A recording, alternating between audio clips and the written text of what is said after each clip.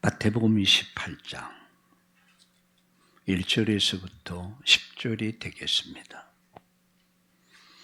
마태복음 28장 1절에서부터 10절까지 페이지 수로는 51페이지가 되겠습니다. 안식일이 다 지나고 안식 후 첫날 이 대련은 새벽에 막달라 마리아와 다른 마리아가 무덤을 보려고 갔더니 큰 지진이 나며 주의 천사가 하늘로부터 내려와 돌을 굴려내고 그 위에 앉았는데 그 형상이 번개 같고 그 옷은 눈같이 희건을 지키던 자들이 그를 무서워하며 떨며 죽은 사람과 같이 되었더라. 천사가 여자들에게 말하여 이르되 너희는 무서워하지 말라. 십자가에 못 박히신 예수를 너희가 찾는 줄을 내가 아노라. 그가 여기 계시지 않고 그가 말씀하신 대로 살아나셨느니라. 와서 그가 누우셨던 것을 보라. 또 빨리 가서 그의 제자들에게 이르되 그가 죽은 자 가운데서 살아나셨고 너희보다 먼저 갈릴리로 가시나니 거기서 너희가 배우리라 하라. 보라, 내가 너희에게 일렀느니라 하였거늘 그 여자들이 무서움과 큰 기쁨으로 빨리 무덤을 떠나 제자들에게 알리려고 다름직할 하시되 예수께서 그들을 만나 이르시되 평안하라 하시거늘 여자들이 가로되 그 말을 붙잡고 경배하니 이에 예수께서 이르시되 무서워하지 말라. 가서 내 형제에게 갈릴리로 가라 하라. 거기서 나를 보리라 하시니라. 아멘.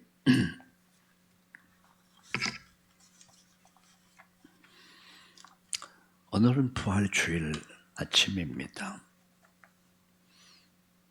저는 일부에서 그가 말씀하신 대로 이런 제목으로 말씀을 드리려고 합니다. 2부에서는 그가 말씀하신 대로 다시 살아나셨느니라 이런 걸 가지고 여러분과 함께 말씀을 나누려고 합니다. 성경의 주제는 딱 두 마디입니다. 성경의 주제 딱 두 마디 한 단어로 설명할 수 있습니다. 그것은 구원입니다.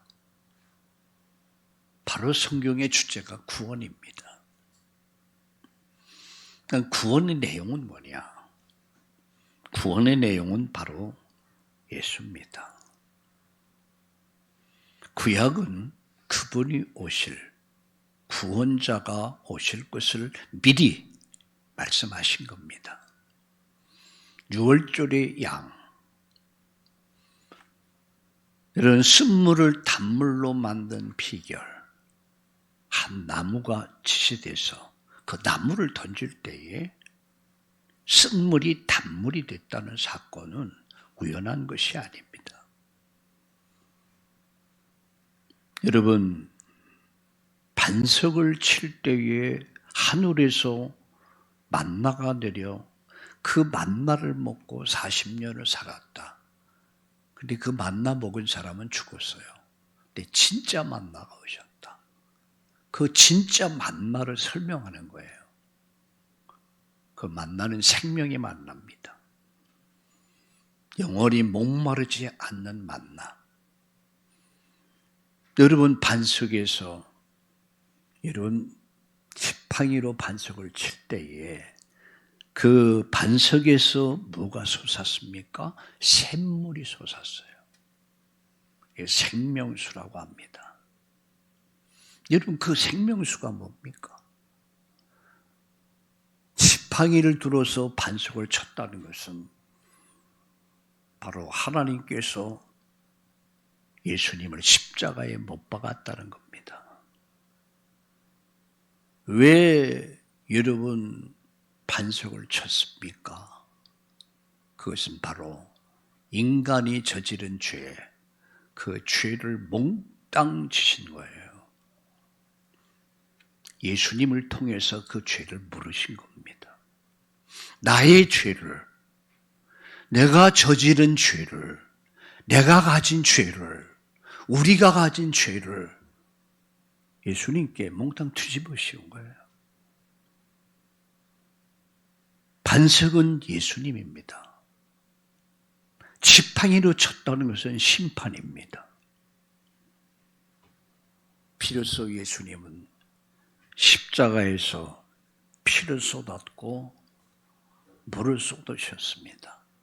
그 피가, 그 물이 생명수가 된 것입니다. 그 피를 믿는 자마다 심판이 넘어가게 됐고 죄에서 자유함을 얻게 됐고 영원한 생명을 얻게 됐다는 사실입니다. 바로 구약 성경은 이 구원을 설명하는 거예요. 내용은 예수다. 예수가 없는 설교는 설교가 아닙니다. 시국 강연이야. 하나의. 예수가 없는 메시지는 메시지가 아닙니다. 인간의 학문 이론이야. 여러분, 구약은 오실 메시아에 관한 말씀입니다. 바로 이분이 올 것이다. 메시아가 올 것이다. 구약이 히브리어로 기록됐기 때문에 히브리어에서 메시아를 그리스도라고 합니다. 신약 성경은 헬라어로 기록됐기 때문에 메시아라고 합니다. 이 메시아가 오셨단 말이에요. 자, 여러분 사도행전과 이 바울 서신서,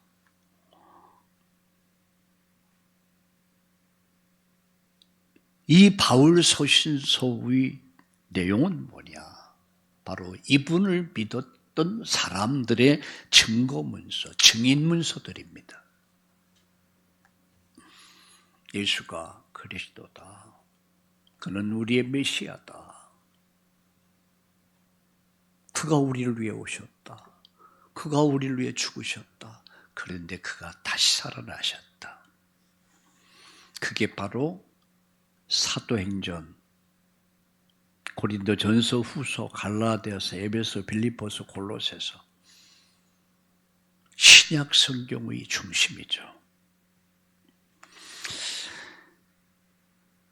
복음 중에 복음이 뭐냐? 예수께서 우리 죄를 위해서 우리 죄를 대신해서 죽으신 사건이야. 그리고 그분이 그리스도라는 증거로 다시 살아나셨다.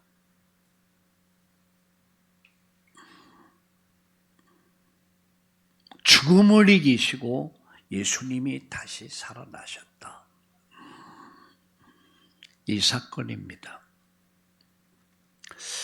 여러분, 초대교회와 성도들이 성전에 있든지 집에 있든지 그들이 한 게 있습니다. 그게 뭐죠? 예수가 그리스도다. 바로 이분이 메시아다. 이분은 우리의 죄를 위해서 대신 죽으셨고 그리고 다시 살아나셨다. 예수 믿으면 산다. 바로 목숨 걸고 생명 걸고 그들은 이 부활의 복음을 전했습니다. 예루살렘으로부터 시작된 복음이 흩어진 제자들에서 마게도냐, 아가야, 로마 전 세계 확산됐어요.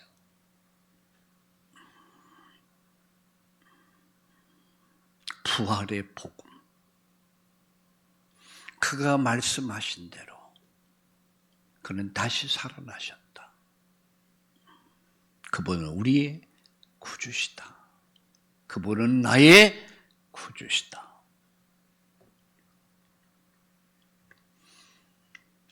브라림 라오의 형제의 장례식을 3일 동안 진행하면서 저는 어떻게 하면 이분들에게, 가족에게 복음을 전할까? 그런 기도를 했습니다.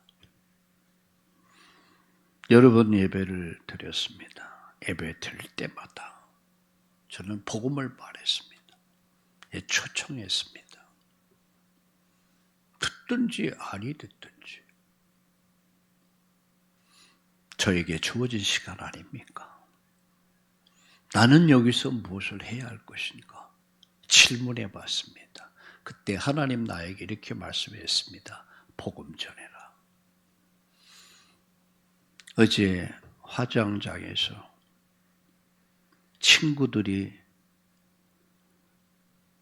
아들들의 친구들이 많이 왔어요. 방에 가득할 정도로. 누가 말하더라고요. 예배 드리는데 부담 갖거나 또 이렇게 거부 반응이 있는 사람들은 나가도 좋다. 이렇게 얘기하더라고요. 제가 말했습니다. 아니다라고 얘기했습니다. 어쩌면 여러분의 인생을 바꿀 수 있는 절호의 기회다. 어쩌면 다시는 올 수 없는 그 기회가 될 수 있다. 한 명도 나가지 않더라고요. 다 앉은 자리에서 하나하나 복음을 설명하고 그리고 영접을 시켰습니다. 제가 보니까 또 어느 목사님, 여자 목사님이 오셨는데 목사님 제가 한마디 해도 되겠습니까? 예, 하십시오. 자기가 예수님 만났던 그 경험, 그 뜨거웠던 경험 이야기하는데 완전 붕해를 했어요. 저는 어제 마치면서 완전 전도 축제가 됐다. 그렇게 우리 송정미 집사님과 함께 이야기를 나눴습니다. 우리 인생의 희망이 뭡니까? 십자가의 복음입니다. 예수님은 우리를 위해 죽으셨다. 근데 그가 다시 살아나셨다. 그게 부활입니다. 그래서 저는 이 시간에 그가 말씀하신 대로 성경 다시 봅시다. 마태복음 28장 6절을 같이 읽어보겠습니다. 시작. 예수께서 그가 여기 계시지 않고 그가 말씀하신 대로 살아나셨느니라. 아멘. 그가 여기 계시지 않고 그가 말씀하신 대로 다시 살아나셨느니라. 세 가지 말씀을 드리려고 합니다.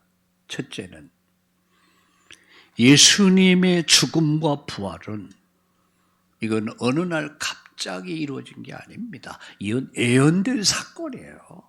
수백 년, 수천 년 전서부터 예언된 사건이 성취된 사건이에요. 무엇을 예언했습니까? 예수님의 탄생. 창세기 3장 15절, 이사야 7장 14절, 마태복음 1장 20절, 아들을 낳으리니 이름을 임마누엘이라. 하나님이 우리와 함께 하신다. 그분이 오셨죠. 탄생. 그리고 그분의 죽으심. 이사야 53장 4절에서 6절, 시편 22편 6절에 보면 그의 어떤 고난을 당하실 거야. 이 고난을 미리 예언했습니다. 세 번째, 그분의 죽으심입니다. 이사야 53장 7절 12절, 그는 실로 우리의 질고를 지고 우리의 슬픔을 당하였다. 그는 어린 양과 같이 끌려갔다. 시편 22편 18절, 어떤 죽음을 죽어야 하는가? 예언된 사건이에요. 네 번째, 죽음으로 모든 것이 마친 것이 아니다. 예수님은 부활하신다. 시편 68편 18절, 시편 16편 10절, 예수님은 반드시 살아나신다. 다섯 번째, 그리고 그분은 다시 오신다. 예수님은 다시 오신다. 그걸 재림이라고 합니다. 사도행전 1장 10절과 11절에 보면 하늘로 가심을 본 그대로 다시 오신다. 예수님 재림의 날이 온다. 데살로니가전서 4장 13절 17절, 지구 종말의 날이 온다. 하늘로부터 천군 천사장의 나팔 소리가 나면서 지구에 일대 혼란이 올 것이다. 지구의 종말이 온단 말이에요. 우리가 사는 세상은 영원한 세상이 아닙니다. 마지막 때가 있다는 거예요. 이런 예수님의 죽으심과 부활, 이건 예언된 사건이에요. 어느 날 갑자기 이루어진 게 아니란 말이에요. 예언의 성취다라는 거예요. 우리 예수님은 오늘 부활하셨습니다. 오늘 이 부활주일 축제로 하나님께 영광을 돌리는 날이에요. 단 예수님의 재림, 그 예수님의 재림 사건 하나만 남았습니다. 예수님 다시 오십니다. 두 번째입니다. 그러나 예수님의 부활을 아무도 믿지 않았어요. 마리아도 믿지 않았고, 제자들도 믿지 않고, 유대인도 믿지 않고, 로마 군병들조차도 믿지 않았어요. 그래서 혹여나 시체를 훔쳐가고 부활했다 거짓 소문을 퍼뜨릴까 봐 로마 군단 중대 병력을 배치합니다. 약 100명에서 150명을 배치해요. 그런데 예수님은 그 사이를 뚫고 어떻게 했습니까? 부활했습니다. 그들도 안 믿었어요. 또 역사적으로 지금까지 전무한 일이야. 역사 이래에 죽은 자가 다시 살아났다. 없었던 이야기야. 세 번째, 과학적으로, 의학적으로 전혀 불가능한 거. 왜? 죽은 자가 다시 살아난다.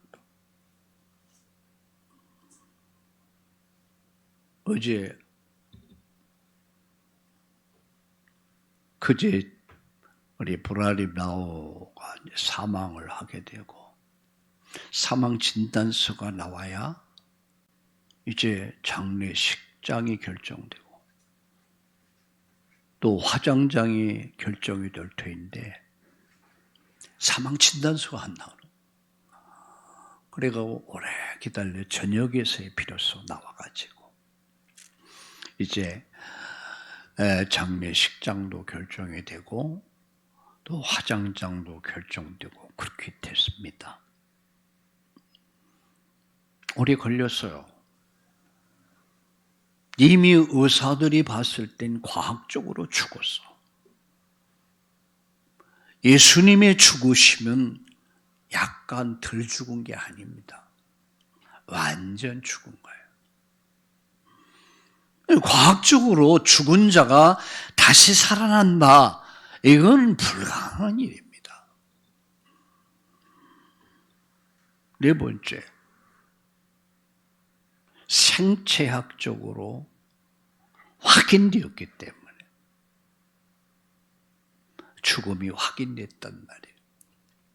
로마 군병이 예수님을 십자가에 못 박혔을 때 마지막 운명하시죠? 그때 창을 가지고 옆구리를 찔러요.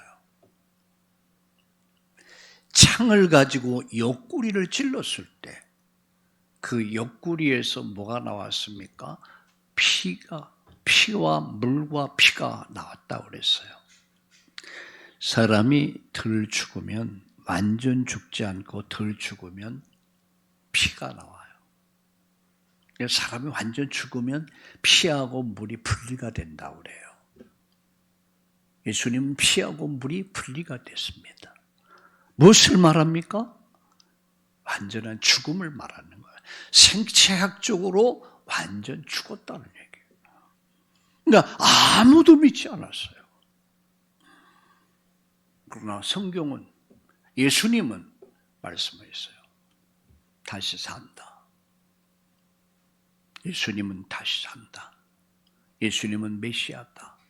그는 죽은 자 가운데 다시 살아날 것이다 라고 그렇게 말씀했지만 믿지 않았다는 거죠.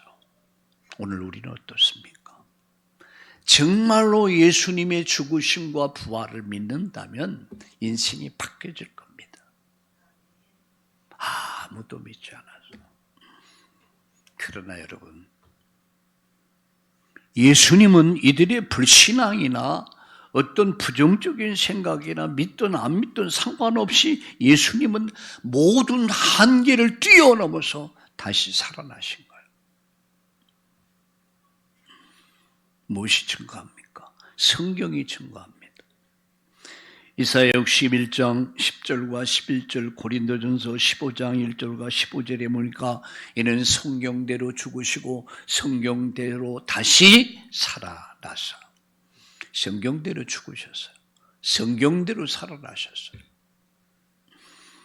역사가 증거합니다.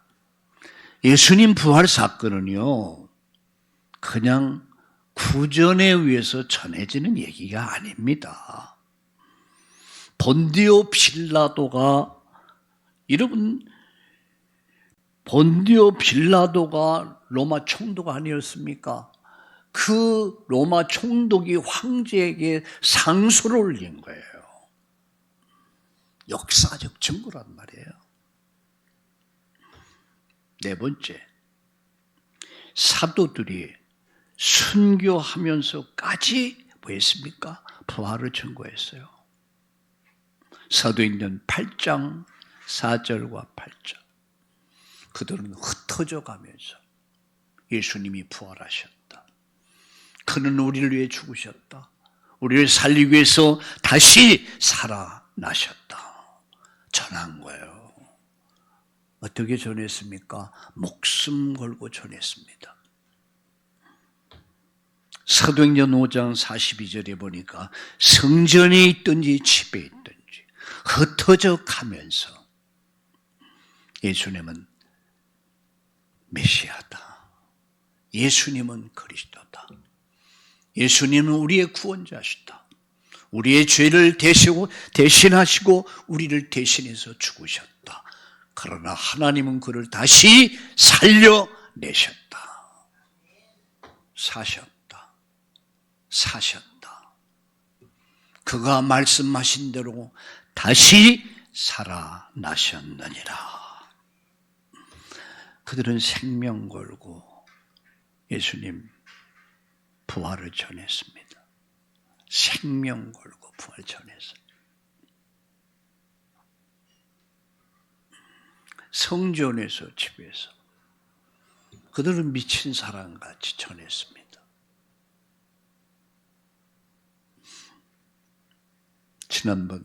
지난주에 제가 우리 김영숙 권사님의 아버지를 방문하고 그분에게 복음을 전해드리고 확신을 시키고, 정영숙 권사님 아버님 말이에요. 86세. 여러분, 정몽주 그 후손들이죠. 그러니까 아주 전통 분화가 강한 사람들. 복음을 전하니까 예수님은 그리스도라. 똑똑히 얘기해요. 마지막 다시 확인을 시키며 이야기하는데 제가 믿어 의심치 않습니다. 오늘 아침에도 그 말을 되새겼어요. 제가 믿어 의심치 않습니다. 예수님은 그리스도. 제 마음이 얼마나 뜨거운지. 내가 할 말이 없어요. 더 이상 무슨 말이 필요 있겠어요. 참 복이 있다고 그랬어요. 제가 참 복이 있다. 여러분 그렇습니다. 초대교회가 사도들이, 제자들이, 성도들이 생명 걸고 전했어요. 예수님은 그리스도다. 우리 죄를 위해 죽으셨다. 그리고 우리를 살리기 위해서 다시 살아나셨다. 예수 부활하셨다. 성전에서 집에서 막 기쁨이 충만한 거예요.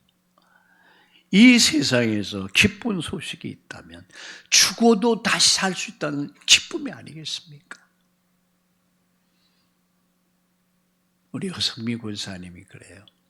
어제 시아버지 병문안 가는데 인지 능력이 떨어져서 이제 50-60%밖에 인지 능력이 없대. 그래서 목사님 복음을 전해줬으면 좋겠다. 그래서 내가 장례식 때문에 갈 수는 없고 먼저 가서 복음 확실하게 전해라. 그리고 나서 다음 주라도 시간을 좀 만들자.